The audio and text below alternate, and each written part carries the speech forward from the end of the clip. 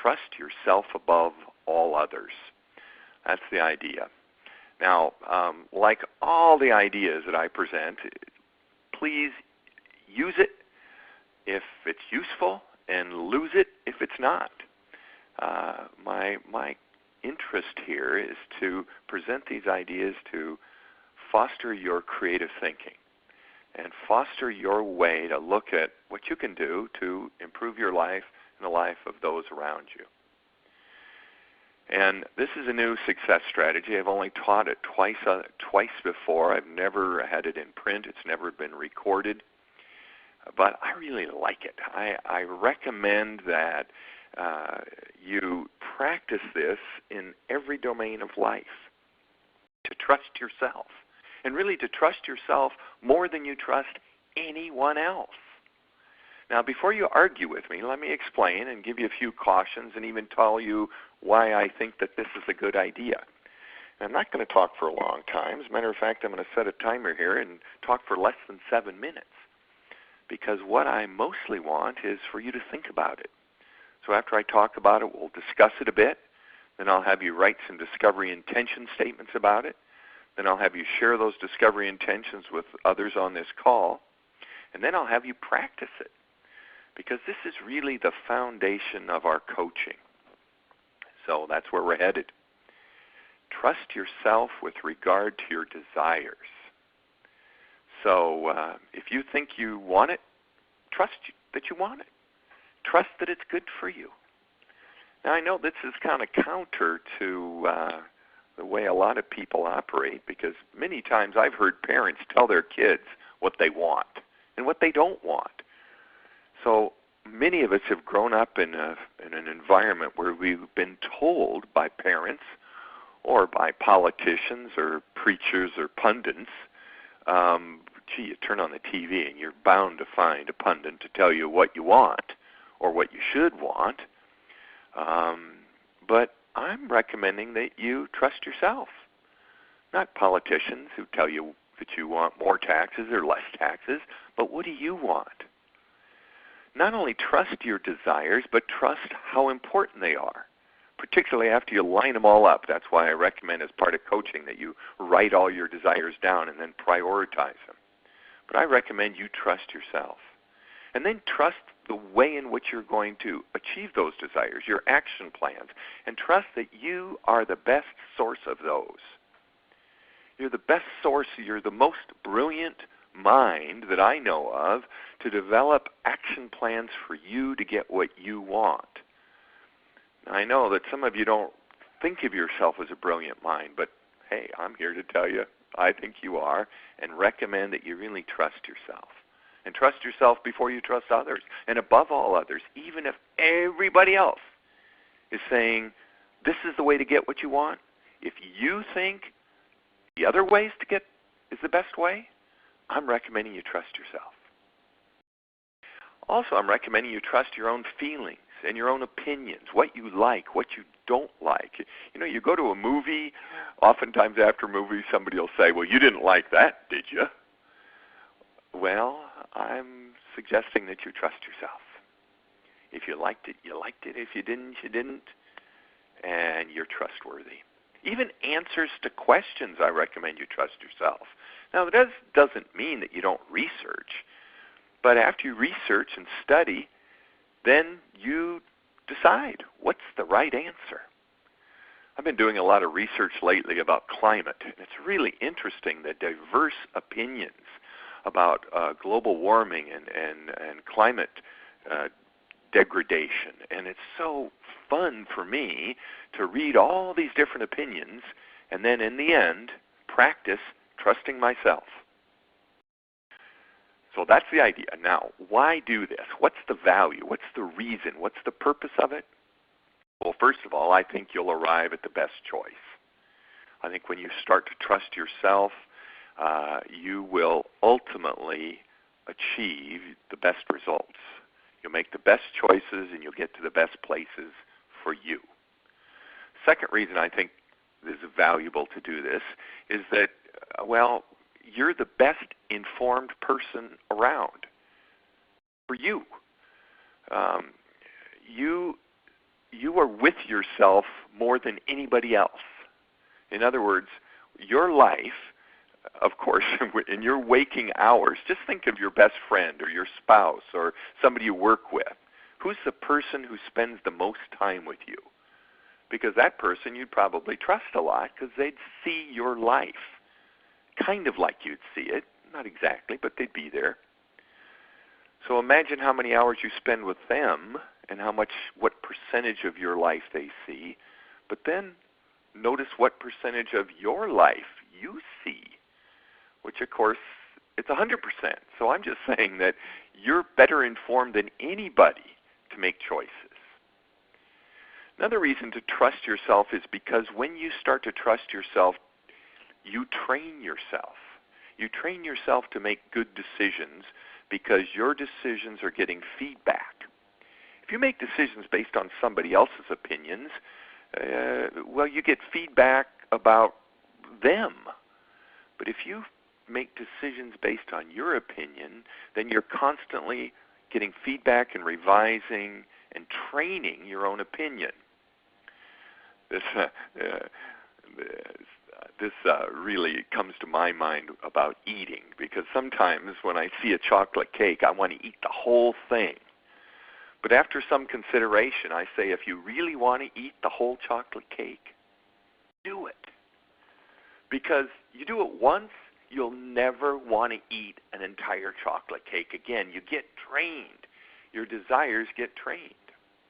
Also, I recommend to do this because in essence, you're doing it anyway. I think people only pretend that they're choosing because somebody else convinced them. So what I'm really suggesting here is that you are promoting self-responsibility. You're moving to an internal locus of control when you trust yourself above all others. You're not blaming others. Because, when you say, they made me, or he made me, or she told me to, or I had to, that really is a victim mentality. You're really turning your locus of control, your authority, your responsibility over to another. But notice that you're doing that. You are turning it over. So rather than pretending that it's somebody else, when you trust yourself above all others, you're actually embracing the reality, which is that you are ultimately self-responsible. And when you do that, I believe the next benefit is it increases your self-esteem and it instills confidence in people around you. Great leaders trust themselves. They're confident. All right, well, there's the idea. There's some reasons to do it.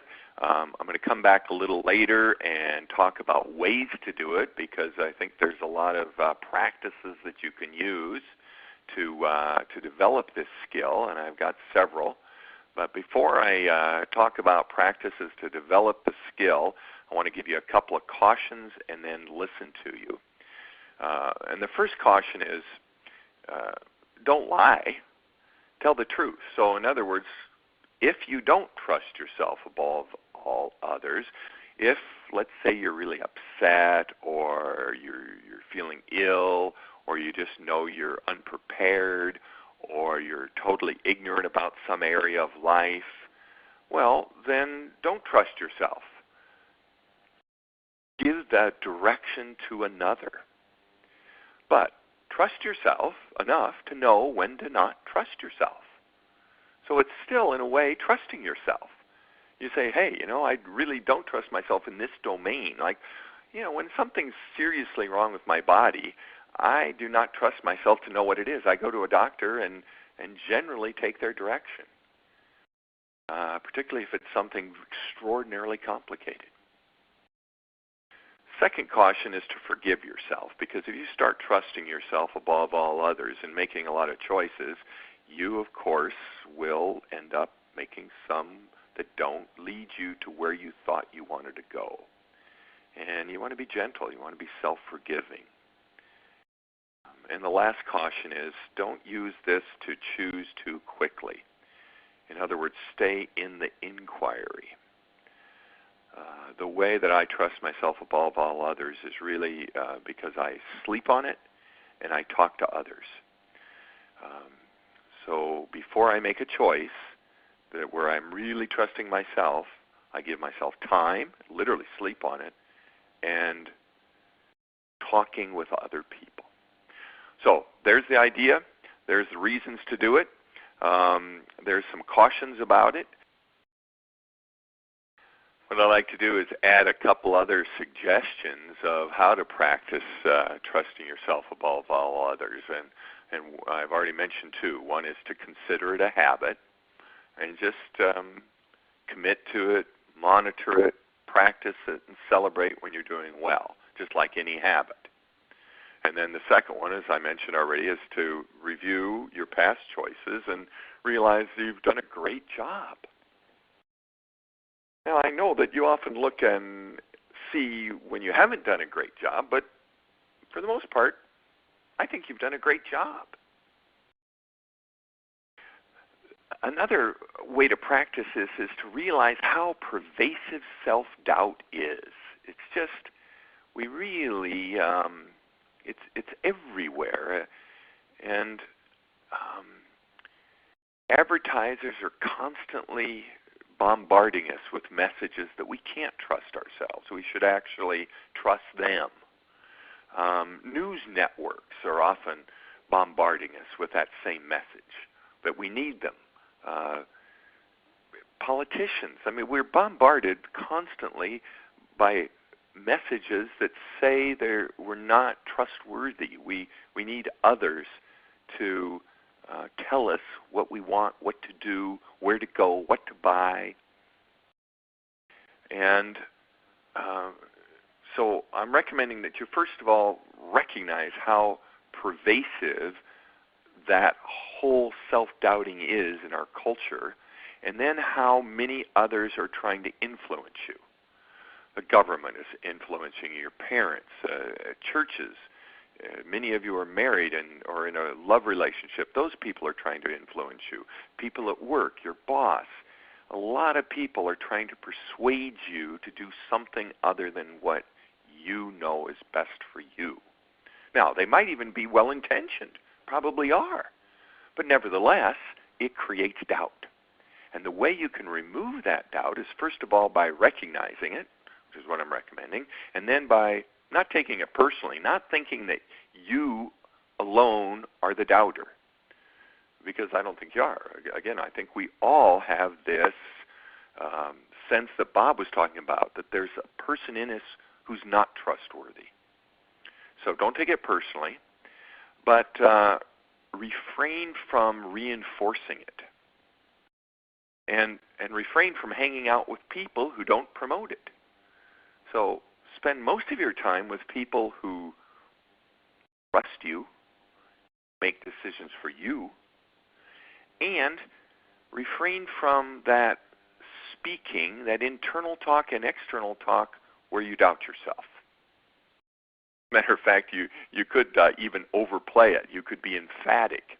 You could use what I call the Donald Trump sentence starters. This is Donald Trump. He's a character in my opinion. But one of the things that I learned from him is speaking confidently or emphatically. Now, of course, you can overdo this, but here are some of the what I call Donald Trump sentence starters. It is clear to me that I am certain that you can bet your life on. The truth is, everybody and anybody who would have a brain in their head would know that. What I'm absolutely certain is true is, you could try some of those. But the other thing, another way that I think you can actually increase your ability to trust yourself is to be willing to withdraw your certainty. So you practice certainty, but once in a while you retract it. You just say to people, hey, I thought about it, and I know I spoke with a lot of certainty yesterday, but after I slept on it, I realized that I have a different opinion. So that becomes like a safety net. The willingness to withdraw your certainty becomes like a safety net for your practice of trusting yourself above all others. Let me give you a couple of other quick ways to do this, and then I want you to practice. Seek opinions and not advice.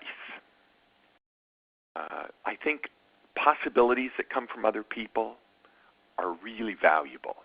Answers, I don't think are so valuable.